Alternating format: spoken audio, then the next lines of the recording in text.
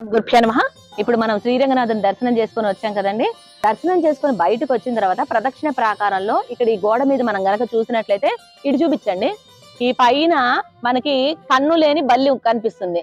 ఒక కన్ను ఉండదు ఆ బల్లికి. తర్వాత ఇక్కడ తోక లేని గుర్రం, అలాగే అక్కడ మొప్ప లేని చేప. ఈ మూడు గుర్తు పెట్టుకోండి. ఈ మూడింటికి శ్రీరంగనాథుడు మోక్షం ఇచ్చాడని చెప్తారు. అలాగే ఆ ఎదురుగుండా ఒంటి స్తంభం మీద గరుడ ఆళ్వార్లు. వీరిని సేవించుకుంటేనే మనకి అక్కడ పైకి వెళ్ళిన తర్వాత సాక్ష్యం చెప్పాలి కదా. 4 అక్కడ 3 చూసామా, ఇదిగోండి 4. ఈ 4 మనం పైకి వెళ్ళిన తర్వాత మీరు శ్రీరంగం చూసారా అని అడుగుతాడు స్వామి. చూసాము అని అంటే అయితే సాక్ష్యం ఏంటి చెప్పు అని అడుగుతారు. నేను చూశాను అనటానికి సాక్ష్యం ఇవి చెప్పాలి. కన్ను లేని బల్లి, తోక లేని గుర్రం, మొప్పలేని చేప, ఒంటి స్తంభం మీద గరుడాళ్వార్లు. అయితే ప్రపన్నులకి పరమ ప్రాప్యమైనవి మాత్రం శ్రీరంగనాథుని యొక్క దివ్య శ్రీచరణారవిందములే.